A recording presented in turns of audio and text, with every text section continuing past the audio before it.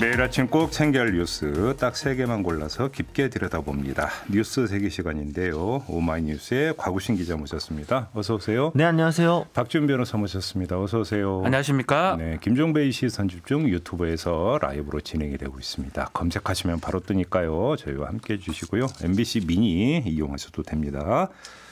자, 첫 번째 뉴스 가볼까요? 네, LH 한국토지주택공사의 도덕적 해이가 상당했던 것으로 드러났습니다.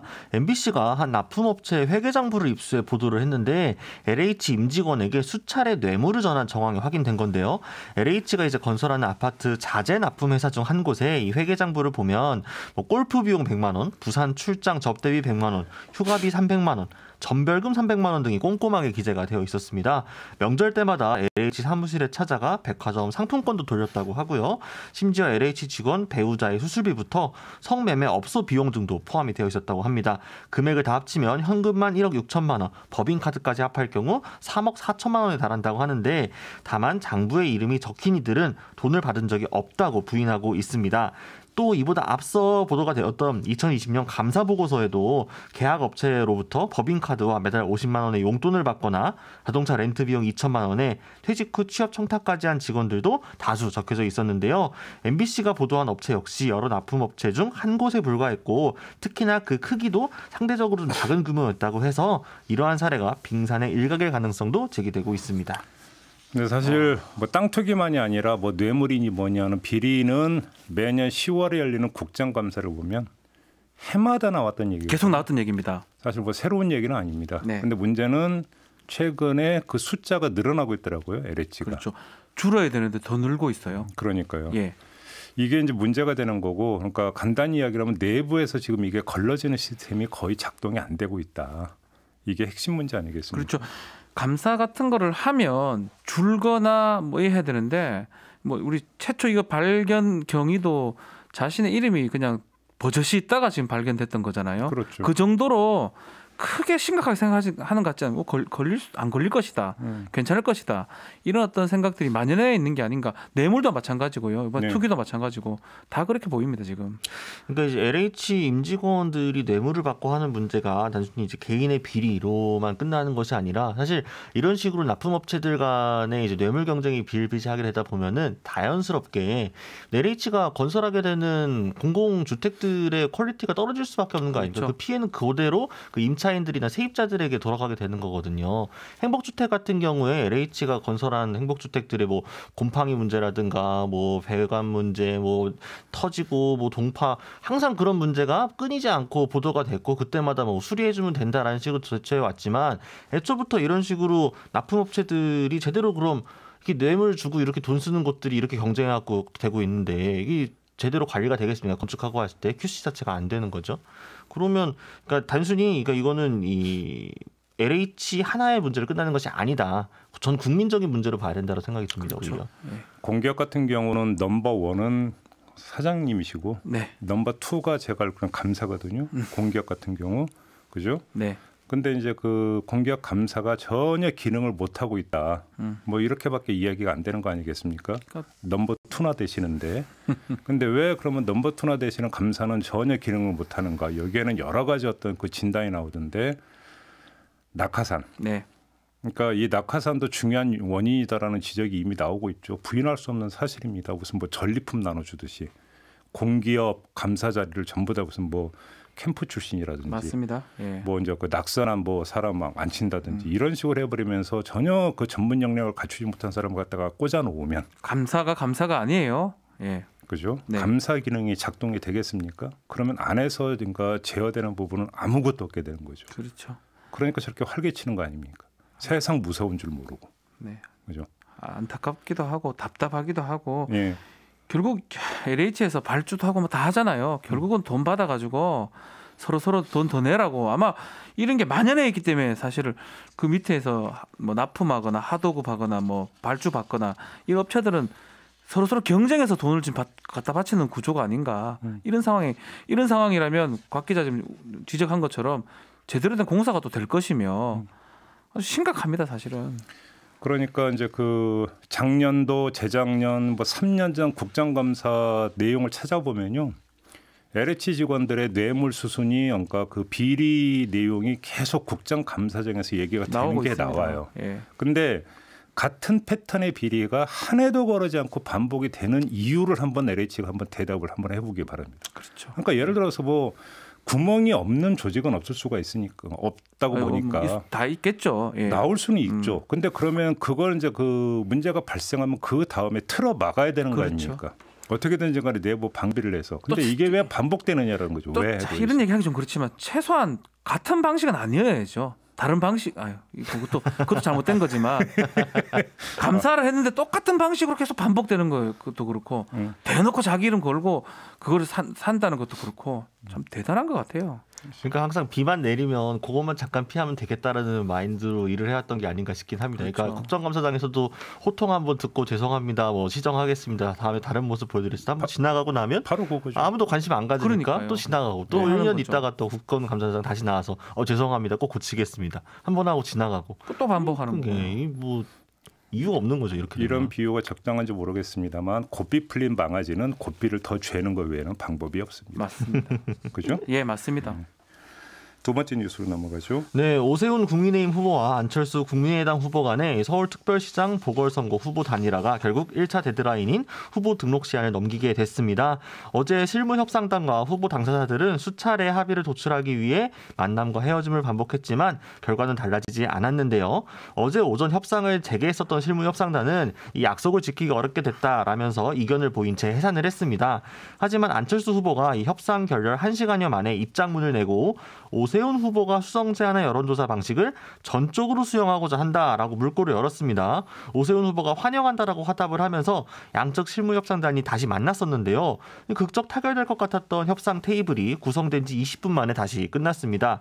후보 등록 전까지 시간이 얼마 없기 때문에 여론조사 자체를 돌리기 어렵다라는 현실적 이유가 반영이 됐고요. 또 특히나 또 다른 쟁점 중 하나였던 유선 무선 전화 비중 문제를 해결하지 못했습니다. 그래서 결국 오늘 각각 후보 등록을 마치되 투표용지를 인쇄하는 3월 29일 전까지 단일화를 위해서 노력은 계속하기로 했는데요. 이제 양측의 캠프들은 서로 남탓을 하기 시작했습니다. 어떻게 남탓을 하고 있나요? 안철수 후보 같은 경우에는 이 막판 단일화를 기대를 했는데 만나보면 현실은 영 땅판이다. 그러면서 뭐 협상장에 들어가 보면 후보 입장은 어디도 보이지 않는다. 오세훈 후보가 당 눈치 보고 있는 거 아니냐. 이런 식으로 이야기를 했죠. 뒤에 김종인 위원장 있다 이런 그렇죠. 얘기. 오세훈 후보도 또 그렇게 얘기해요.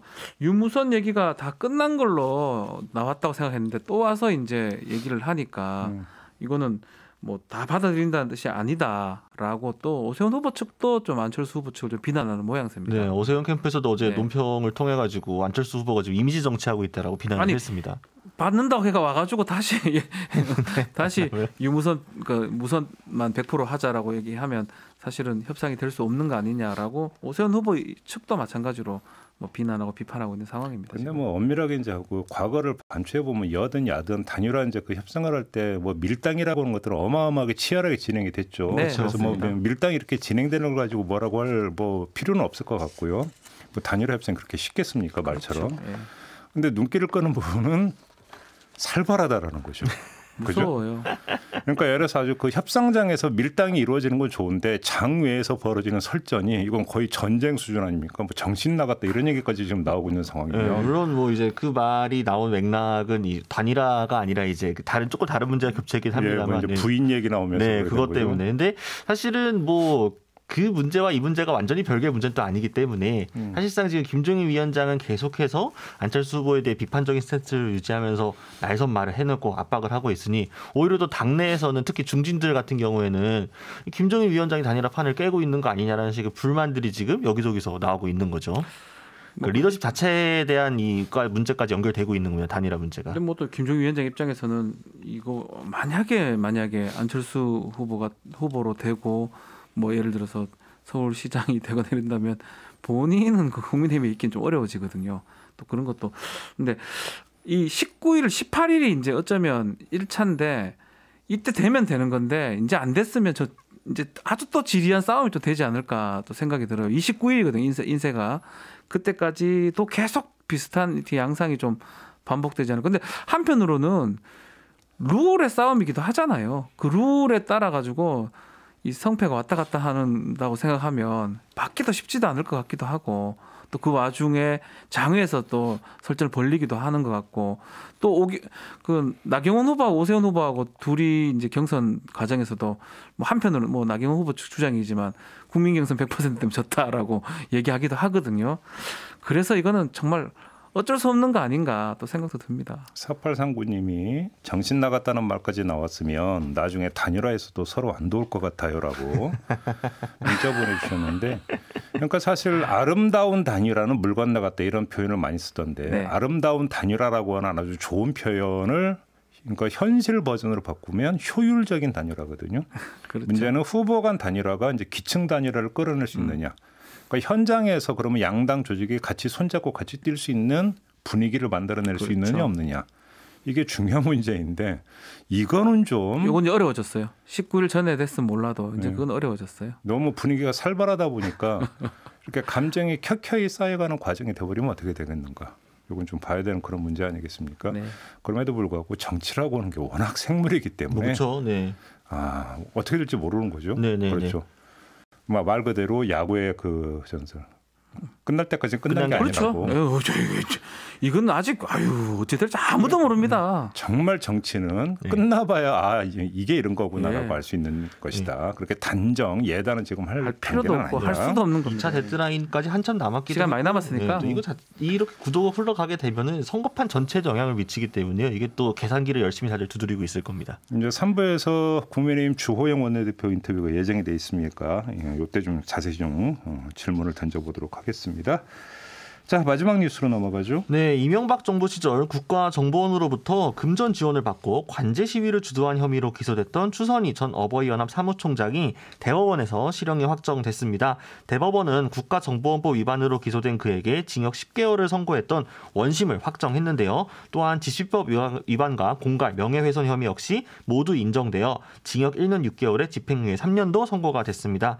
추 전 사무총장은 2009년부터 11년까지였죠. 원세훈 전 국정원장 당시 국정원과 공모회에 국정원의 요청에 따라 당시 여권에 유리한 관제 시위를 열고 자금을 지원받았습니다. 예컨대 2010년 11월 북한의 연평도 포격 사태 발생 뒤에 정부를 비판했던 박지원, 송영길 의원에 대한 규탄 집회를 열었고 2011년 5월 야권 통합 운동을 진행했던 배우 문성근 씨 규탄 집회도 역시 마찬가지였습니다. 고 노무현 전 대통령 서거 2주기 추모 행사의 반대 집회 등의 배후에도 국정원의 지원이 있었던 것으로 드러났는데요.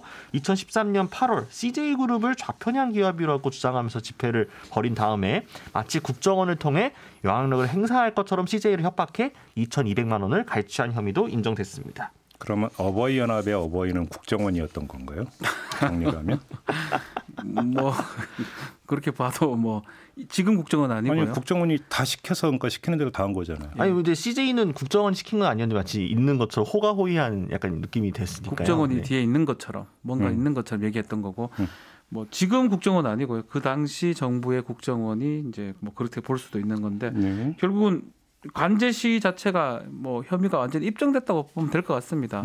그 와중에 뭐 정치 관여라든지 뭐 국가정보부 위반이죠. 이런 것들도 다 성립을 했고 또 CJ 같은 경우 말한 것처럼 조금 다른 양상이 뭐 공갈죄 같은 건데 어쨌든 간에 요거에 대해서 이제 확정을 받은 상황이다 이렇게 보면 될 것 같습니다. 시민단체잖아요. 시민단체죠 사실은. 그렇죠. 그런데 시민단체가 아니라 이렇게 되면 뭐가 관변단체였다.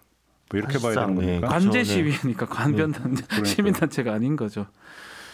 근데 사실은 그 초점은 어버이연합에 맞출 게 아니죠. 국정원에 맞춰야 그렇죠. 되는 거죠. 국정원의 정치개혁 관여 금지 그 조항 위반인 거죠. 국정원이 했다는 거죠. 그러니까요. 이제 국정원이 이런 까지 했다. 네. 결국은 이제 오히려 본질은 여기에 있는 것이 되는 거죠. 문제는 이것은 이제 근절해 냈느냐는 점검 사항이 되는 거겠고요. 그렇지 않겠습니까? 뭐 사실 이거는 원세훈 이제 국정원장 시절입니다. 원세훈 역시 이걸로 지금 형을 받았고요. 7년형을 받았는데 그 중에 국정원법 위반 부분도 있습니다. 불법 관련된 시위 관제 관련 것도 있는데 어쨌든 간에 그 이후에 지금 시간이 꽤 지났기 때문에 또 최근에 이 박지원 국정원장 가면서 국정원이 완전 탈바꿈하는 모양새이기 때문에 이런 모습을 이제 보기는 좀 어렵지 않나. 또 해서는 안 되는 거고요, 당연히. 그러니까 무슨 관변 단체를 동원을 해가지고 금전적으로 뒤에서 지원을 하면서 막 이 관제 시위들이 일어났다라는 말 자체가 무슨 한국 근현대사 시간에 나오는 이야기도 아니고 군사 정권 시절도 아니고 이게 21세기에 버섯이 이루어졌다라는 사실 자체가 그러니까 그 당시 그 정권이 얼마나 야만적인 시대였는지를 우리가 금세 잊으면 안 될 것 같고요. 그렇죠. 그렇기 때문에 재발 방지를 위해서 이게 단순히 이제 정권 차원의 문제가 아니라 그럼 만약에 나중에 어떤 정권 들어서게 되면 또 이런 행태가 부활할 수 있는 여지가 있는 거 아니냐. 아예 제도적으로 완전히 시스템을 고쳐야 된다. 이런 의지를 가지고 지금 이제 그 국정 개혁 작업들도 이루어졌고 또 앞으로 이루어질 것들이 많이 남아 있으니까요. 그러니까 확실하게 좀 재발 방지책을 마련하지 않으면 언제든지 이런 유혹에 정권은 다시 또 휩쓸릴 수밖에 없다. 이게 10년 전이에요. 얼마 되지도 않았어요. 그리고 지금 이제 재판받고 실형이 확정되는 상황이잖아요. 그렇기 때문에 제도를 바꾸고는 있지만 지금 각 기자 말한 것처럼 또 정권이 바뀌면 이 유혹이 생길 수도 있는 겁니다. 정권의 뭐 필요에 의해서 어떤 시민단체를 이용하거나 이런 부분들. 그래서 뭐 법을 아예 바꿔놔야 된다. 그래서 그 작업들을 지금 국정원 개혁에서 하고 있는 것 같은데 뭐 진행은 맞다고 봐야 되겠죠. 그 방향에 대해서는. 그렇죠. 뭐 예를 들어서 그 어버이 연합 동원해 가지고 뭐 그러니까 시위 조직하고 이런 거를 뭐 그래서 하다못해 간첩 잡는 거하고도 아무 상관없는 거잖아요. 아무런 1도 관계가 없습니다. 1도 관계. 이거 뭐 문성근 씨 간첩입니까? 네? 그러니까요. 그러니까 이게 이제 국정원의 일탈이 어디까지 갈 수 있느냐라고 하는 부분들을 단적으로 보여줬던 사건이기 때문에 국정원 바로 세우기를 위한 또 하나의 어떤 그 사례. 네. 이렇게 이제 의미를 부여하는 게 딱 맞을 것 같고요.